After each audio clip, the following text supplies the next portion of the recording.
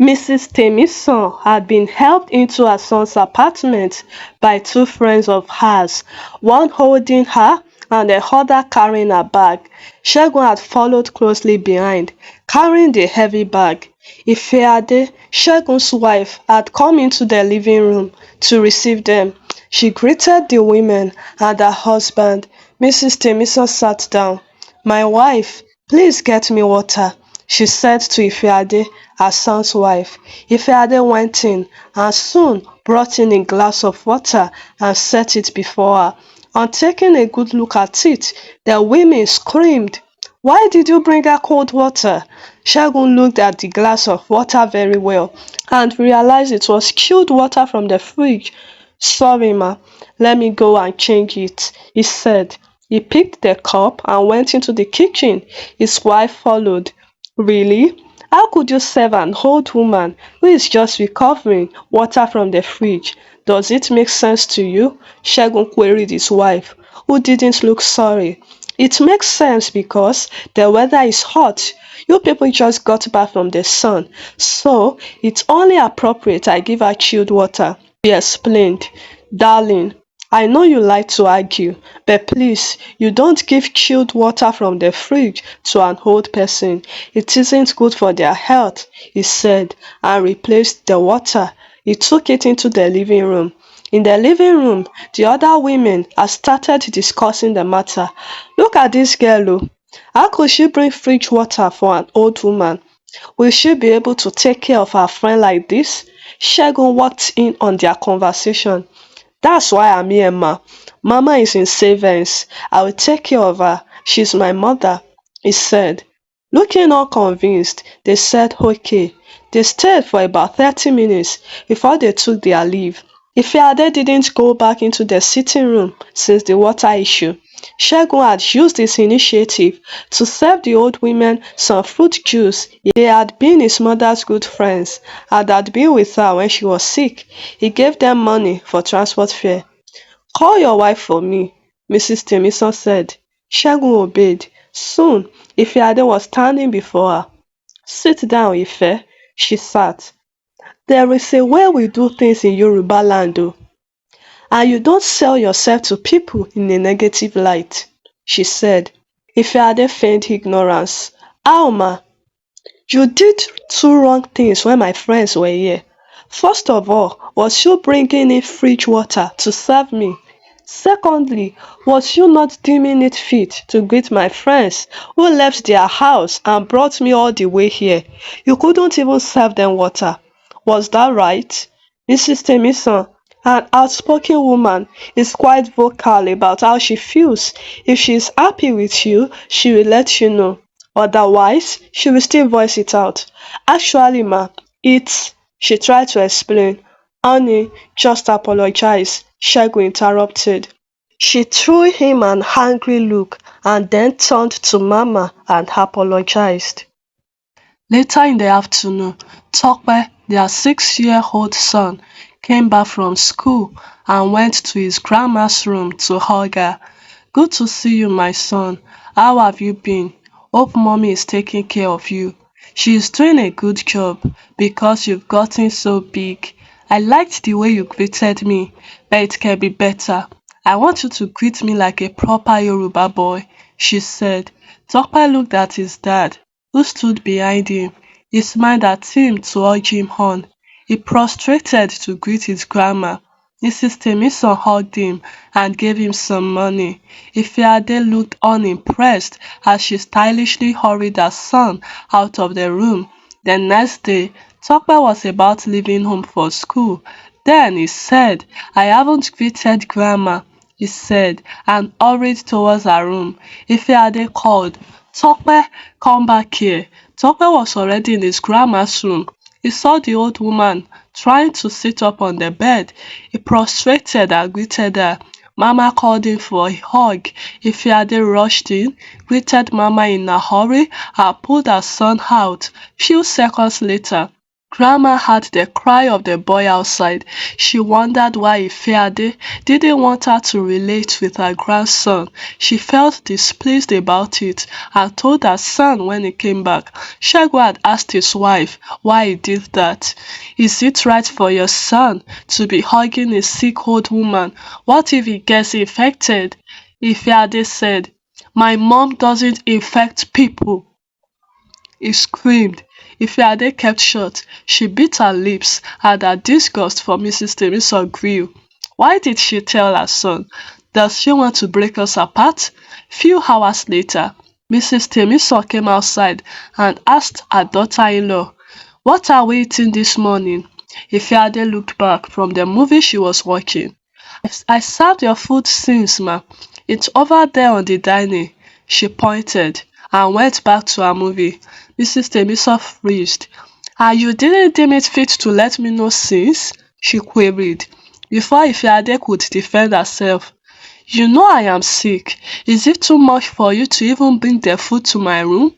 I stayed in that room, starving and waiting for you. You are trying my patience, you this woman. This is my first holiday in your house, and you are treating me like this?" Mrs. Temison went sighed angrily.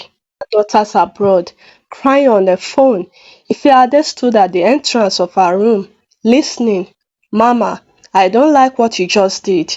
Are you trying to paint me black before the family? Not only have you created a wedge between me and my husband, now you want my sister-in-laws to hate me. If I am your child, would you do this to me? You can't even be my daughter. My daughter won't watch me go hungry till 10 a.m. and not bother about me not eating. You are wicked, Ifeade, and I'm leaving this house today, since that's what you want. Your behavior since I got to this house has been terrible. Your husband has been the one serving me all through the weekend. He trusted that you, his wife, would be able to continue now that he has resumed work, but you failed him. You haven't stepped into my room since I came. You even spanked my grandson for coming to greet me this morning. Just then, a cab arrived. Two young ladies came in and helped Mrs. Temison pack her clothes. Apparently, one of the daughters abroad had called two of their family members in town to go and help pick their mother up from the house. At this stage, Ifeade was afraid. She could foresee the narrative that would be peddled out there. She didn't want to be tagged the lady who sent out her mother-in-law. She knelt down and started begging, "Mama, I am sorry, very sorry. Please, I promise to do better." Mrs. Temison walked out angrily with the ladies, and the car drove off. Agitated, she called her husband, who wasn't picking. She decided to call her mother, who also lived in the same town with her. Mrs. Rowland hurried to her daughter's house, and after listening to her story, she judged her wrong. "Why do you hate your mother-in-law?" she asked. "Hate? I don't hate her. I just don't want to be excessively close to her, so that I don't lose my respect," she said. "So, the only way you could think of was to give her an impression that you hated her through your actions? Don't you know that every action communicates something, and the repetition of that action drives home a point? She will go and beg her. Your husband will not be pleased with this." Shego came back earlier than usual because he had received his mother's call. He lashed out at his wife in anger. "Why did you do this? This is my mother's first day here, and this is how you treat her? Did she say I sent her away?" Ifeade queried. "My sisters have called me. They are disappointed in you. They have helped us financially many times, and this is how you pay them back?" He went out angrily. Mrs. Rowland, who had been standing by, wanted to beg on her behalf, but he left as soon as he finished his rant. Ifeade looked at her mother in dismay. Mrs. Rowland decided to spend some days in her daughter's house to teach her some lessons. Shego had returned home that night and slept in the other room, away from his wife. Mrs. Rowland pacified him in the morning and pleaded that he forgives and forgets. Ifeade also apologized. Shego said she had been forgiven, but he won't forget it in a hurry. Later, he went to work. Mrs. Rowland went into her room. She also had a health condition she was nursing. She gets weak every morning and she rests for hours in the morning after doing some mild exercises. Suddenly, she stood up. It occurred to her that Ifeade hadn't checked in on her since she entered. She went into the living room. Ife, did you check on me while I was sleeping? No, ma, I didn't want to disturb you. Really? Asked Mrs. Rowland. She came to sit beside her. Ife, learn to check in on an elderly person that is alone in a room for hours. You should have checked to see if I was okay. Mama said. Ifeade apologized and ruminated over it. She realized she never checked in on her mother-in-law for the 3 days she spent. She thought she was just giving her privacy. The next day, she served her mother food with red meat. Fe, didn't you see that I didn't eat the red meat you put in my food yesterday? Why put it again? Do you know it is wrong to eat red meat at my age? What happened to fish? She queried. My husband and I prefer meat, said Ifeade.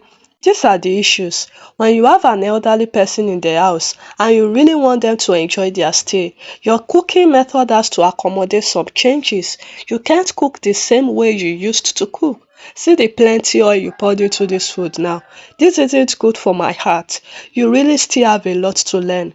Ifeade freezed. Now she is beginning to see that indeed she has a lot to learn. She didn't know her mother would even have issues with how she does things. Few days later, her mother left. On a Friday night, Ifeade went to her husband, where he was sitting and drinking alone. Their relationship had been strained since the incident. Honey, please, how do I pacify Mama? She asked. Segun looked into her eyes, surprised at the change of heart. It's late. Nothing can be done. She left the house already, he said, and sipped from his wine. I would like to go and spend some days with her where she is. I would like to show her I am a better person, she said. Segun chuckled. You? I don't trust you. Don't go and open up healed wounds, please. After much pleas, Segun agreed. He made some calls to his mother, telling her of Ifeade's proposed visit. She agreed.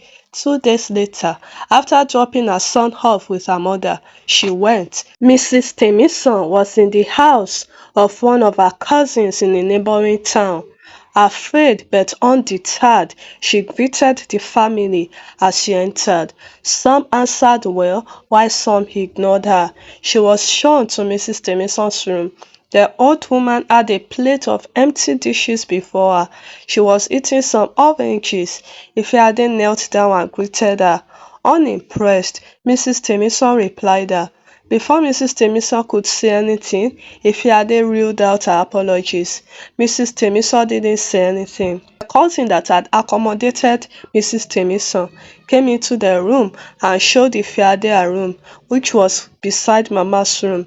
For the 1 week she spent there, she helped with ensuring Mama eats at the right time and taking her drugs. She checked in on her many times during the day. She went out every evening and bought her fruits. She went to the market and bought expensive, very fleshy and healthy fish for cooking Mama's food. She massaged her body when she complained of tiredness. Mrs. Temison's heart melted towards her. It's now that I believe you are really sorry. Thank you for taking care of me in this past 1 week. My daughters have heard about this. They hugged each other. Her husband came to pick her up and Mrs. Temison prayed for them. After an hour of intense chit-chat between Segun and his mother, they went home. Mrs. Temison had called them twice on the road to know if they were fine. They called her when they got home. Since then, Ifeade called her every day to ask after her health. Their friendship blossomed and Ifeade loved it. Her mother-in-law knew a lot of things that she had paid coaches for. She got the knowledge of many things from her mother-in-law. A month later, Mrs. Temison got healed and traveled out of the country to meet her daughters.